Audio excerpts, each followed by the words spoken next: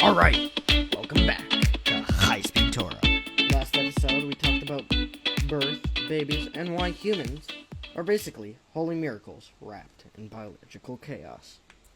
This time, we continue Parsha Tazria, and the Torah makes a hard left turn into one of the boldest ideas in Yiddishkeit, Bris Milah, which is the Torah saying, congratulations on your perfect baby. Now, we're gonna change him. The Torah insists, not day 1, not ASAP, day 8. Why? Chazal gives reasons, but one stands out. A baby must experience Shabbos before his bris, meaning before we act on the child, before we modify the child, before we perfect the child. He must just exist in holiness. Yiddishkeit is saying, don't earn your value. You start with it. Only after that do we talk about growth. That's not just babies. That's life advice. Every bris has a chair for Eliyahu Hanavi. Why? Because Eliyahu once said, Bnei Yisrael abandoned your covenant. Hashem basically said, oh, then you're coming to every bris to see that they didn't. So Eliyahu becomes the eternal witness that Jews keep showing up, even when it's hard, uncomfortable, or inconvenient. It also explains why he's always late. The guy's got a packed schedule.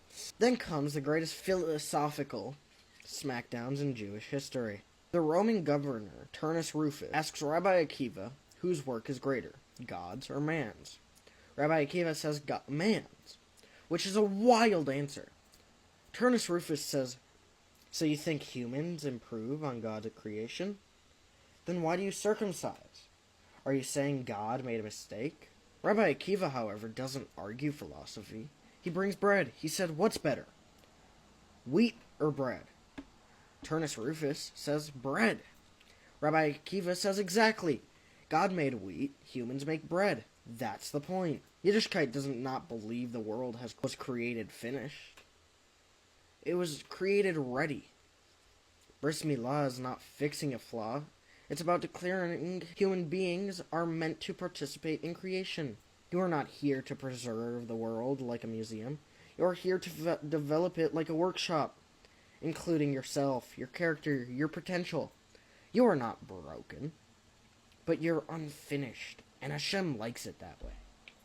Now you may be wondering, why does this matter today? People walk around thinking, if I'm not perfect, I'm failing. And the Torah says, unfortunately, if you were perfect, you'd just be unnecessary. There'd be no point to having you here. Bris Milah on an 8-day-old baby is Hashem saying, I trust humans enough to let them shape holiness. That's enormous confidence, and slightly terrifying. Parsha Tazria teaches us, you start holy. You don't stay static. Growth is not an insult to creation. It's the fulfillment of it. Hashem creates wheat, we bake bread. Hashem creates humans, we create greatness. That's not arrogance, that's responsibility. That's Parsha Tazria. High-speed Torah style.